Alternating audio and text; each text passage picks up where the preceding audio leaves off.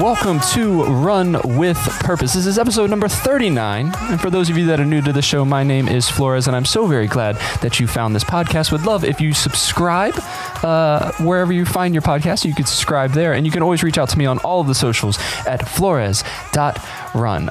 Today we have a lovely guest. I'm excited for this talk today.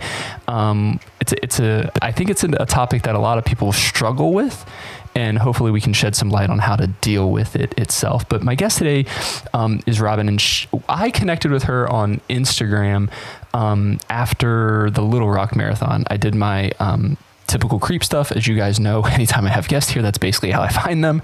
I'm like, oh, you ran the race? Do you want to talk to me? I shouldn't even said it in that tone because that just sounded much creepier than it should have been.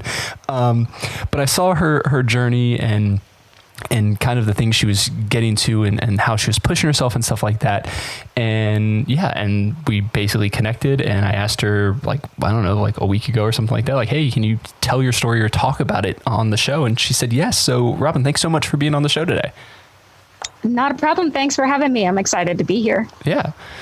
She's coming all the way from Tennessee, but I'm not going to give any more of that. How about you tell the people a little bit about yourself?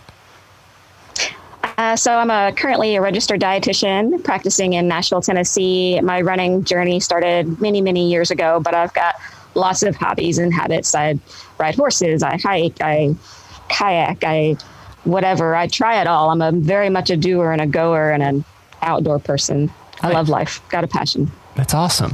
Well, that kind of like, it's like a perfect segue. We should have planned that. We didn't even plan that, and it worked out well, of like being a go-getter and going after things. The topic today is basically, yes, I can.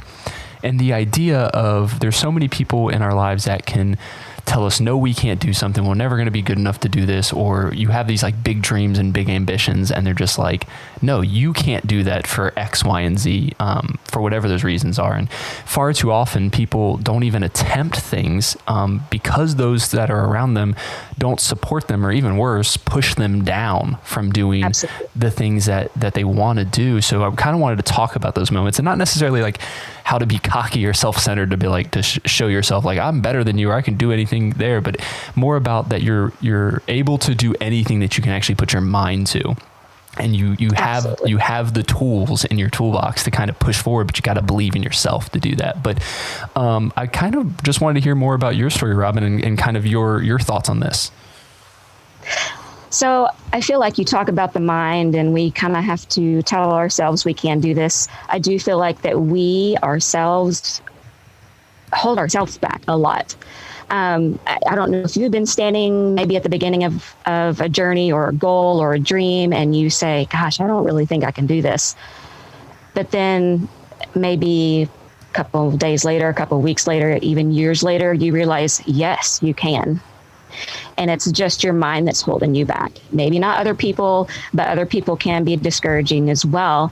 And I have this story that I will never, ever, ever forget. And it has absolutely nothing to do with running, but it has something to do with reaching your goals and your aspirations and your dreams. So the first time I feel like I was told no, I was into 6th grade, starting 7th grade, and I wanted to be in the band. So have you ever seen the movie Fantasia? Oh, obviously. Yeah, of course.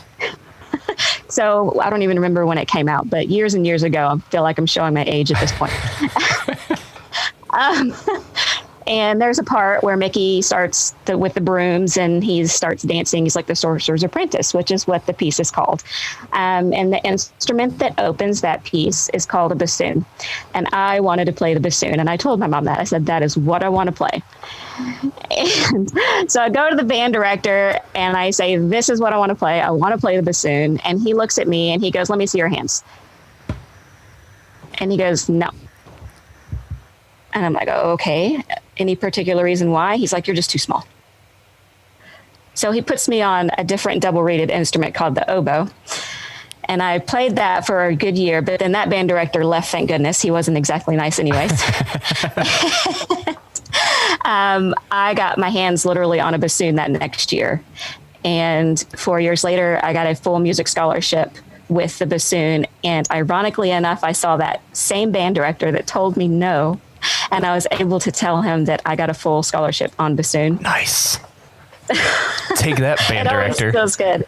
Yeah. It's funny you're saying like all these instruments. I'm like, I know this because I was a band geek. I played trombone. So I'm like, I get this. Oh, I understand this. Absolutely. Yeah. I wasn't good enough to play anything else. So they put me on trombone.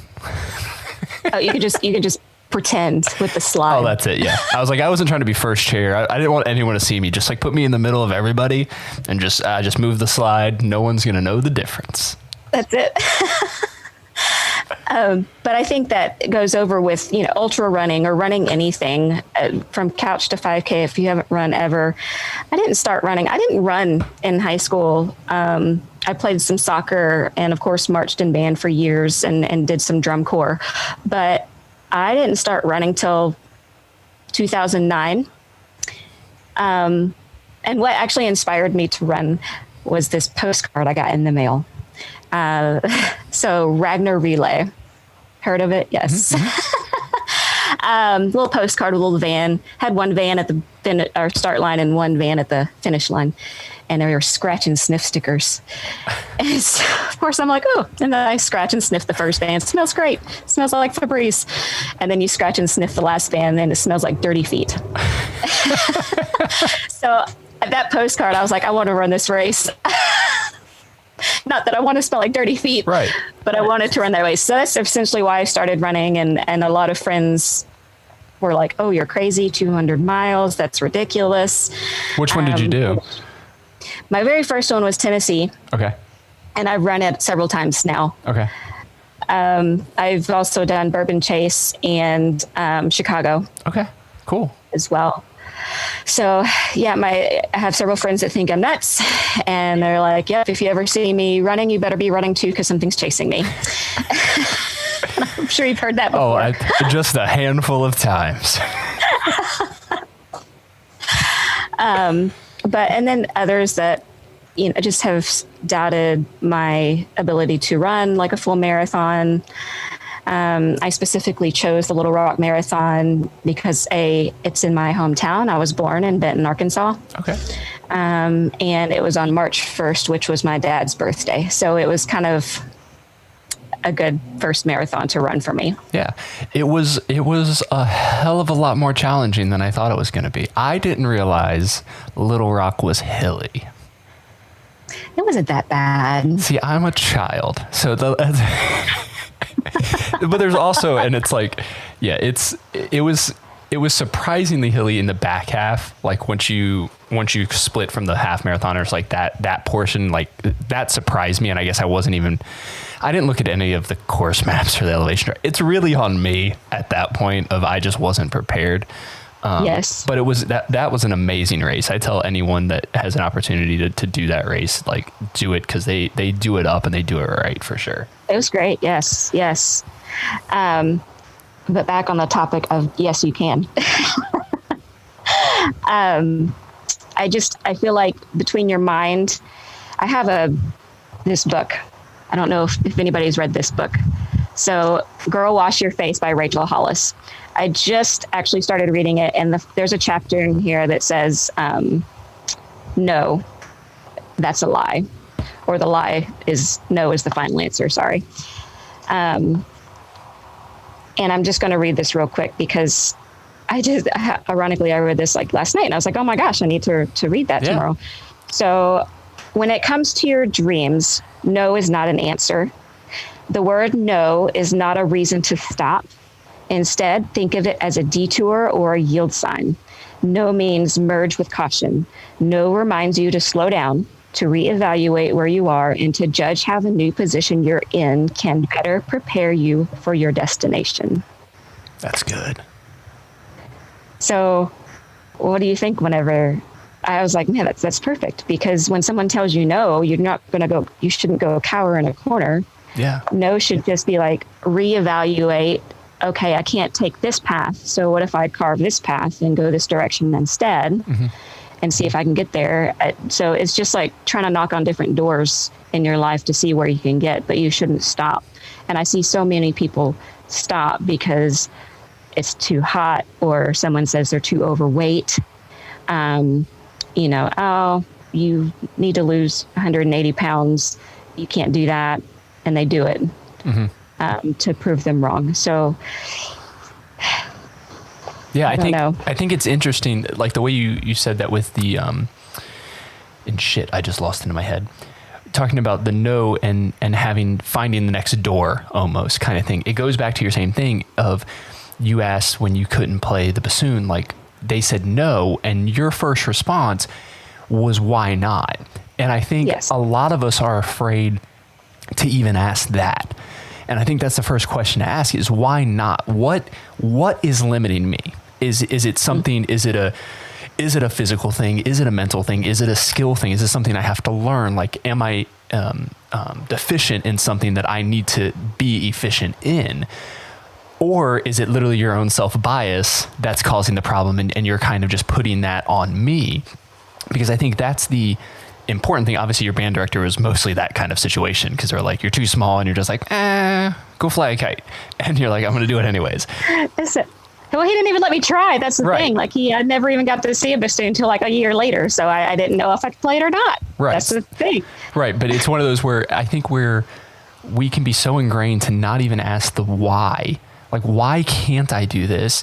And we're just like, well, someone told me no. So I'm just gonna hold back because if I attempt this and I fail, they are right. And more often than not, unfortunately, the people that tell you those kinds of things are going to be the same ones that are going to tell you, I told you so. And that's just going to break you down even further. So we're trained, psychologically, like it starts with your mind, like you said, we're trained to just say, you know what, I'm just going to back off with this because if I don't do anything, I can't fail. But to me, that's the failure in itself if you don't even try. Well, and then look at all the people that have been told no celebrity-wise. Oprah Winfrey, obviously. And I'm going to throw a name out there that everybody probably knows in the running world, but Catherine Switzer. They wanted her to get off the racetrack in Boston. And she just said, no, I'm going to run. I want to run. And it's only because she was a woman. And she's paved the way now for women to start running distances, which I'm awesome. Great.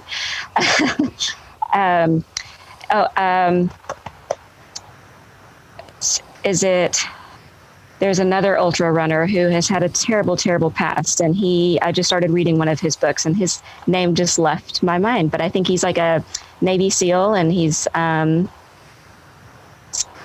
run multiple ultra events. I might think of his name in a minute. Okay. But he was started in a down position and said, you know what, I'm going to live my life. And no, I don't care what other people think. And just do what you think you can do. Right. It's all about having that, the self-confidence and stuff like that. And I know it can be hard. I know it's not an easy thing where if someone tells you no all the time, or, a group of people, someone as a group of people tell you, no, you can't do something or you're not going to amount to that. I know it can be hard to kind of break out of that. You become kind of a victim of that of, well, this is what I am and I'll never be able to do anything more than this. I see it when I go back to my wife's hometown, like a small little country town in Pennsylvania. It's like you see people that they live there their entire lives. They grew up there and that's where they're going to die because they were basically told they weren't going to amount to anything. And because of that, they just believed it instead of asking the why or the how can I get out of this situation. They're like, nope, this is my life. And I think a lot of people forget that we're in charge of this. We can, to a degree, obviously, but we can make decisions that guide our paths. I talk about it all the time about we can't control what happens to us, but we can control how we react to it.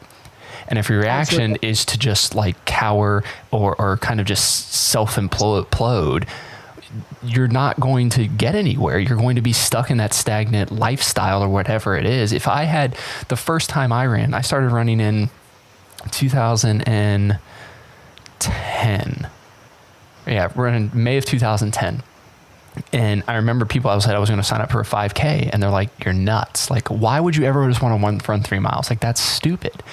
Within a year, I ran a marathon. I ran every distance up into a marathon and people are like, why are you doing this? And I'm like, it's because people said I couldn't do it. They said that you're not, your body's not supposed to do that. You're going to break down. Your family has bad knees, so you're going to have knee issues, and you're going to have all of these excuses. And I'm like, well, you know what I'm going to do? I'm going to try. And if I fail, at least I tried. And I think that was the toughest thing for me to get over. But we're meant to run. And so, of course, I've listened to multiple podcasts on running. And our bodies are literally meant to run. We know how to run as little kids. I just listened to one where if you're a little kid, you just run barefoot and you're just happy and can run all day long. But as adults, we tend to lose that because we start wearing shoes. So they talk about the fact that, yes, we can run. Yes, we're meant to run. We have 2 feet. We can go far. We can go fast. It's how we used to catch food. So can we run 100 miles? Yes, we can run 100 miles. Can we do it injury-free? For the most part, if you take care of yourself. That's a whole nother ball game. I know. But if you train right and eat well and take care of your body, you can do anything that you've set your mind to. I keep telling myself, if it doesn't make you a little bit nervous, you're probably not thinking big enough. You're probably not dreaming big enough. Yes. A guy, I don't know if you know it, is Pete. I always mess up his last name, and he gets me every single time. But Pete Kostelnik, Kostelnik, I'm pretty sure is how I pronounce. He ran from, he has the world record for the fastest time across the U.S. So from California to New York. I was in Alaska a couple summers ago, and he had started a journey where he was running from Kenai, Alaska to Key West, Florida, a little over 5,000 miles, and he was going to do it in under 100 days. I saw that, yes. I didn't know who this guy was. I just happened to literally be driving to the airport and see a guy pushing a stroller on the side of the road with a sign that said Kenai to Key West. And my wife's like, do you want to go run with him? I'm like, sure. Apparently I was the first person that started run with him because it was only his 3rd day he had started. And we've been in contact since, and he actually only lives like 45 minutes north of me, which is crazy. But he had a thing when he finished, like obviously, all the news is all there. Like, why the hell did you run, over 5,000 miles? Like, for what? And they're like, weren't you like scared of failing? He's like, yeah, if you don't fear something, you're not dreaming big enough. It shouldn't, Absolutely. Things shouldn't come easy, because what's the point of setting goals that you're always going to attain? Mm-hmm. To me, there's no drive, there's no motivation to do that. So when people tell me, no, you can't do something, or no, it's too hot to run 33 miles on your birthday, I'm like, we'll figure this out. Let's just do it. What's the worst that's going to happen? Possibly death. But other than that, I'll be a little tired. Like today, I'm a little tired and my foot hurts. Like, oh, well. I shot that question out there to my friends kind of on Facebook. And I was like, is there ever a time that someone told you no, but you did it anyways? And of course, one running friend was like, well, I went running when the doctor said I shouldn't. And I'm like, well, maybe we should listen to the doctor. I guess there's certain people we should listen when they say no. Yeah. If it's going to cause serious injury. But then another non-running story is I have a girlfriend here as well. And years ago, she was learning a different language. Learning different language is difficult, even though they say the English language is the most difficult. But she was going to learn Chinese, and I guess she had a friend that butt in and said, oh, you'll never learn Chinese. It's difficult. You're, too old at this point, yada, yada, yada. And she just kind of immersed herself over there and went to China and learned everything and learned how to speak. And so now she's almost fluent. And it's crazy what you can actually do when you put your mind to it and say, yes, you can. Yeah, it's one of those things too, where that's a good point of immersing yourself in it and kind of putting yourself in it is, if you believe you can do something or you want to do something, you believe you want to do something, you can't half-ass it.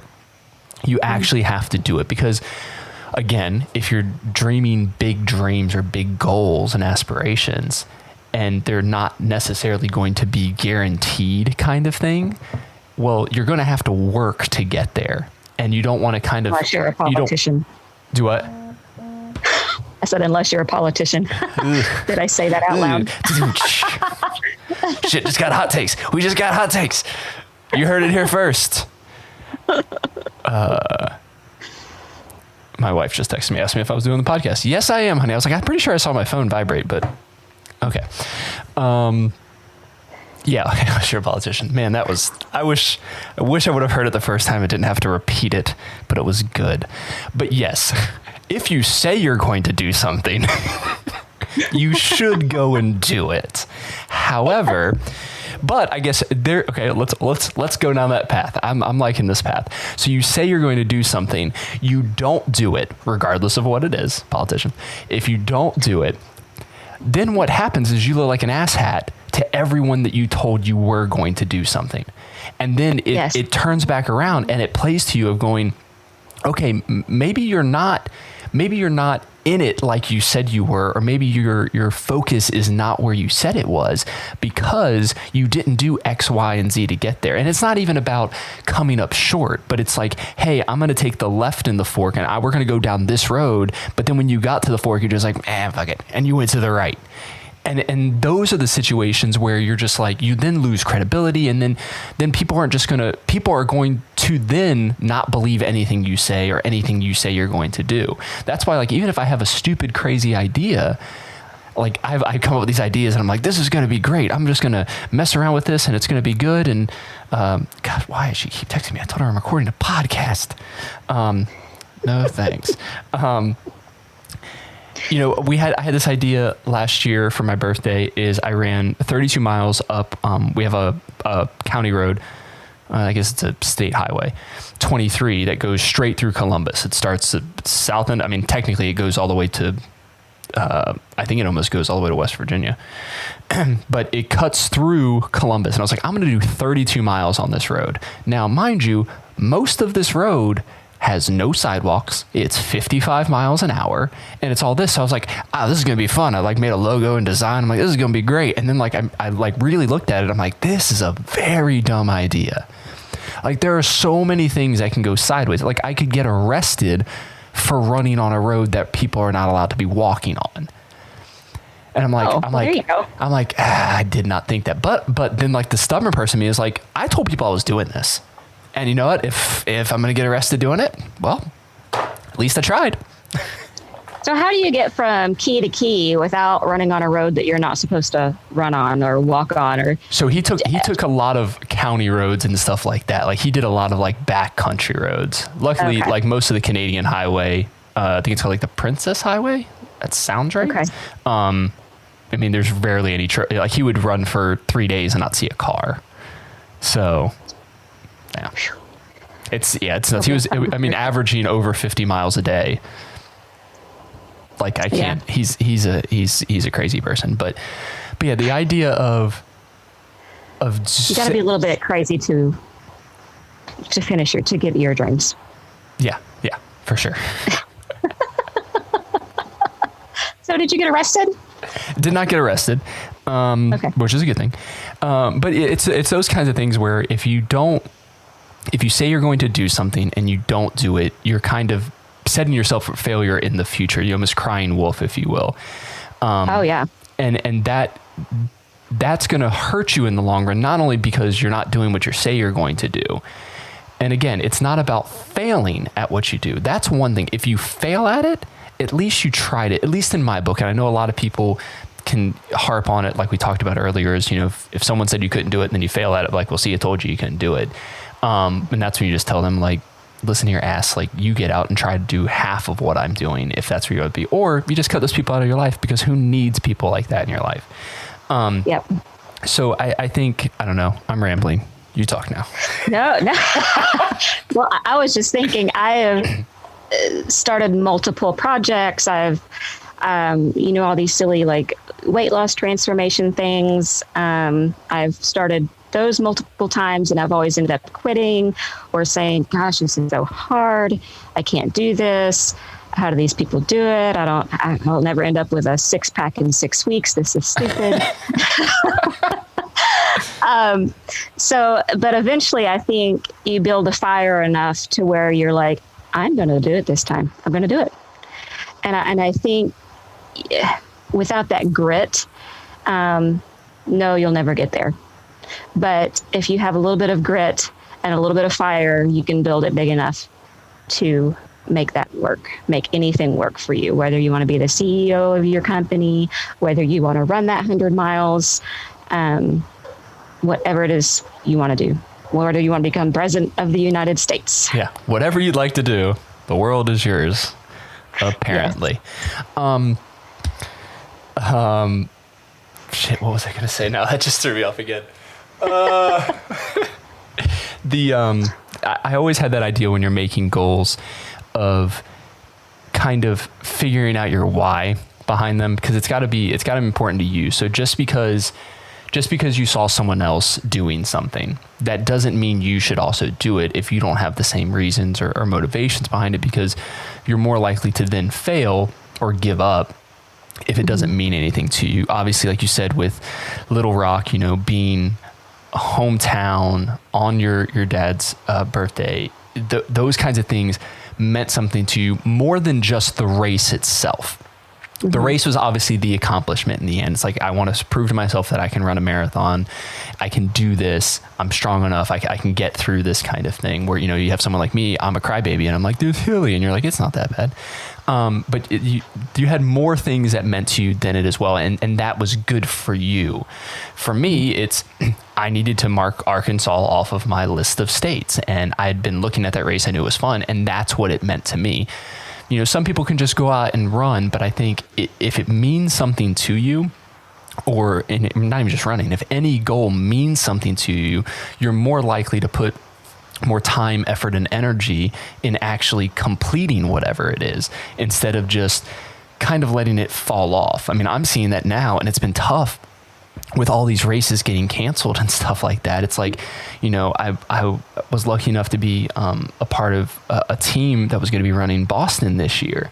And I, super training, I was like, I'm never going to be able to qualify because I'm not at all that fast. And when I had the opportunity to run the team, I was like, you know what, when I run Boston, I want to do the race justice. Like, I'm going to try to get a PR at this race. Like, I'm just going to run as hard as I can. Like, that's my goal. And then it got postponed. I was like, okay, it's fine. It'll be fine. We'll figure this out. And then it gets canceled. And I'm just like, now it's like the motivation of like, how do I keep going when I'm not necessarily pushing towards anything? I've got a few races coming up, but a lot of it's just like, they don't necessarily quote unquote mean anything to me. Like, I'm just running another race and I'm running in Fargo, North Dakota. Your run has a purpose. Every single step you take in life has a purpose. So that's where I feel like when people are like, oh, my races are canceled, I'm just going to quit running, I'm just going to give up. But don't give up. You only make yourself better, stronger, faster. Your lungs are getting stronger. Your heart is getting stronger. As a registered dietitian, I'm going to let you know that heart disease is one of the number one killers in America. Nope, that's COVID. Sorry, I think you have your news wrong. Oh, dang. Sorry. Well, a little behind, man. I live under a rock. Sorry. And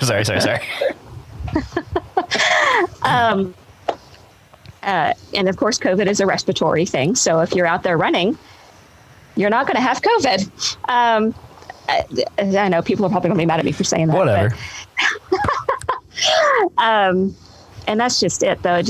And the feeling you get and the fact that you can run even just 1 mile, how amazing that is for you and your body. And when you get done, you're thinking, oh my, it really does. Go for that runner's high. Go for that. It feels really good. It's the worst thing is trying to get out that door in the morning. At 5 o'clock this morning when your alarm goes off and you're like, it's still dark and I really don't want to get up and I really don't want to go run 2 hours. But then once you're done, you're like, oh my God, I feel great. This is amazing. I want to keep running. Let's sign up for the next race. When is it? Yeah. And you get all excited. That's, I feel like, what life and goals should do for you is they should somehow excite you. They should ignite your fire. So even if your race is canceled, the rock, I was going to run the rock and roll. It was postponed, and I was going to run multiple other races that have been canceled or postponed. But you know what? I am making myself better and stronger for that next race when it does come. I'm training for my first ultra right now, and so far it has not been canceled, so I can look forward to that. Which one are you doing? I saw that. So I'm doing the Walking Tall 50K in Pocahontas, Tennessee in October. So we'll see how that goes. Yeah. As I said when I ran my first 50K, it's only 5 more miles. The worst shit I could have ever said to myself. The absolute worst thing I could have ever said. But I think that's what I love about the running community is we can be so positive and we kind of like pain. I love being sore. Is that weird to say? No. I like the pain the next day. I like the heat. I love the sweat. I love the ache in the joints. It makes you feel alive. And I think that's the way your goals and dreams do also too. You need to feel alive. Life for everybody has a purpose. And whether that is to be the best doctor, whether that is to be the best lawyer, whether that is to be the best stay-at-home wife or stay-at-home mother or foster or whatever, you can be the best at something. It's the way I feel. I'm very positive and passionate about life. And every time I meet what I call a negative Nelly or negative Nancy, I kind of point them out too. I'm like, okay, negative Nelly. Sorry to rain on your parade. But I try to avoid the negative people in my life as much as possible because those are the people that bring you down.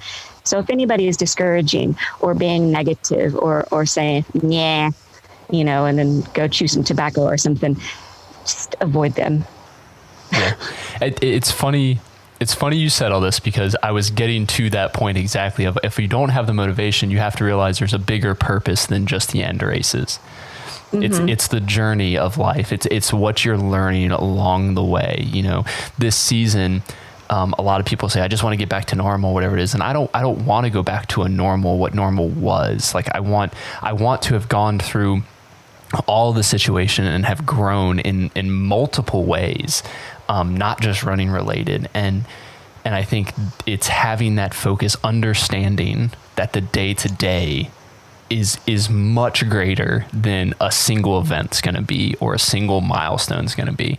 The day in and day out work that you put in just for you to make a better you, again, whatever that is, like you said, I think that's super important. Absolutely. And again, this book that I'm going to have to look it up now because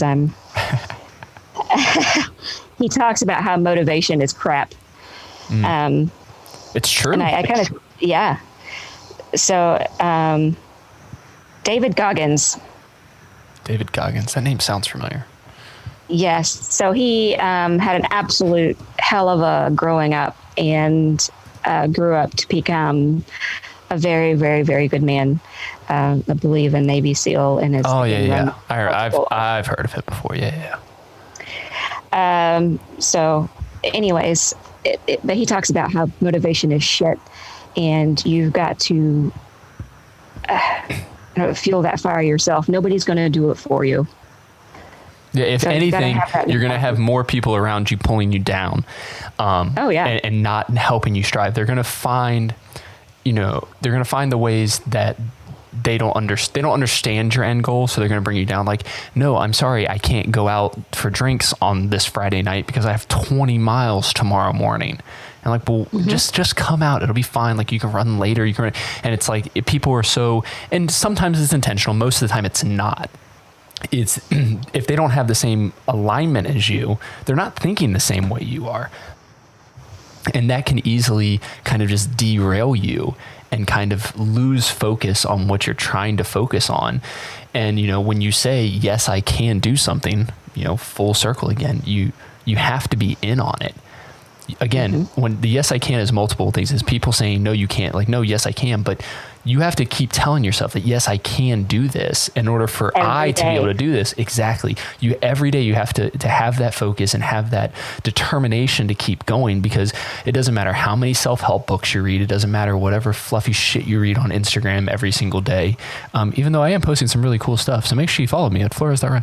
No matter what you see there, whatever the fluff that people are posting on social media or the news stories you read or anything like that, whatever that is, that's not going to give you motivation to keep on going. You're the only thing that's going to do it. You can't have these external forces trying to lift you up, because then it becomes superficial. Because when those external forces go away, now what? What are you left with when all of that shit just comes off?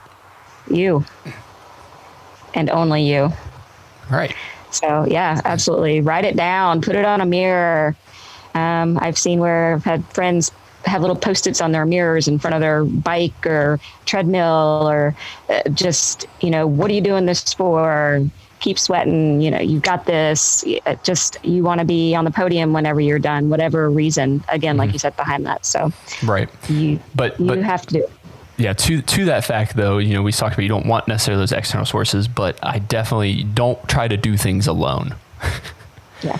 There's the other, it's like people help kind of bring you along, because you want to get rid of the naysayers and kind of have people along with you. Don't depend on those people, but have people that can kind of steer you in the right direction, that can call you out on your shit. Like, hey, I noticed you haven't been at the last 2 group runs. Like, what's going on? Are you still getting your run? Like, what's happening here?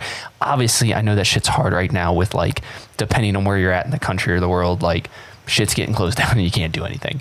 But, trying the best you can to do that. I have a friend here that does, I'm not a part of this group, but he does like a running Zoom group where they basically start in the morning, they'll chat for like 10, 15 minutes, and then they all go out on their run. And then when they get back, it's like an open chat room, and then they continue their conversation like it's a post-run chat.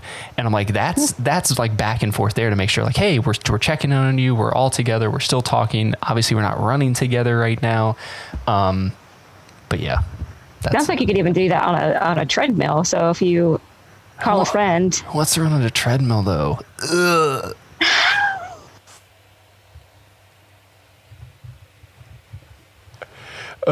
I hate treadmills. I think you muted yourself. There you go. Can you hear me now? Yeah. Okay. I was like, I saw your lips moving and I didn't hear anything. I'm like, muted. You're tired of listening to me. I see. Did you see Gary Robbins run 100 miles on the treadmill? Yes. Okay. See, it gets the job done. Yeah. I just, no. Nah. Nah. That's just not my cup of tea. I think the last time I ran on a treadmill was when I was training for my first marathon. I did 7 on a treadmill, and that would have been in 2010, 2011. And I have not ran, well, that's a lie. I did run on a treadmill last year when it was icy. But when you have a 1/4 inch of ice on the ground, you kind of have no choice if you need to get your runs in. Yak tracks. Yeah. No excuses here. You see, like, I'm the baby. I'm like, but I don't want to do all these things. You're like, no, I've got treadmill. I got yak tracks. You tell me, I will figure out a way to make this happen.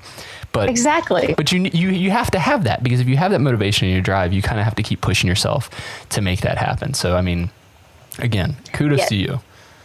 Well, thank you. And always look at the glass, half full. Always be positive and looking for the positive side of life. I know that can be hard some days. I know for me too, but as long as you stay positive, the sun will always rise. You will always get out of bed the next morning.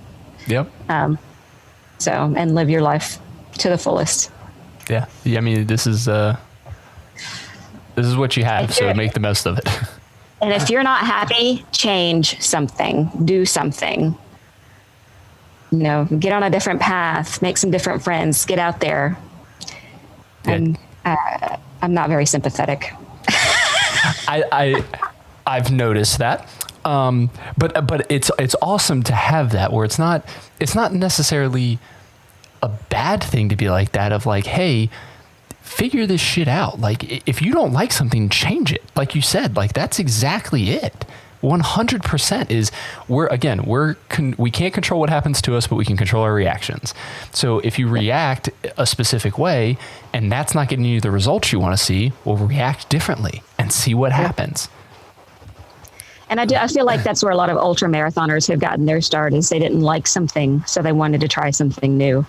And I laughed at myself, because I think, is it Shannon Farrar? She's got 2 last names. Listened to a podcast for her, and I'm like, yep, that's my spirit animal, because she just goes out there and runs and like Badwater. Like Badwater is her favorite race, and I'm like, what? Why? It looks so miserable, and your shoes are melting. And yeah, you can't walk. You have to stay on the white line, because if not, the rubber on your shoes melts. Like, why would you do that? Yeah. But I think it's great. As long as you see the positivity in everything you do. You know, the rain could be pouring down and your shoes could be full of water, but you're still breathing and you're still this side of the dirt. Yeah. It's a great day. Yeah. We always say it doesn't always get worse. So it's like, it may suck for right now, but give it 15 minutes. It'll be fine again. That's it. Time. So, well, I think we kind of nailed this here. Basically, guys, get shit done. That's it. That's basically the moral of this episode. But thanks so much for being on the show. I super appreciate it. I liked being here. It was very exciting. Yeah. Thank you. How can people get in touch with you, like I did on Instagram? You can rockinrobin.fit on Instagram, my IG. Cool. And we'll have her linked in the show notes, as well as like the description. So if you see this on Instagram, or if you're watching the video on YouTube, we'll have the link there as well. So everyone else, you can always reach out to me on social media everywhere at flores.run. Again, subscribe, leave a review for the podcast. If you like interviews like this, you gotta leave reviews, because then people listen to it and then they're like, hey, I got a story to tell. Maybe I can be on the show. Or I'll just find you on Instagram, and that's how this is gonna work too. You can visit my website. Yeah, I mean, just a little bit. You can visit my website at www.flores.run. Thanks so much for listening today. Remember to keep running with purpose, one step at a time, and we'll see you next week.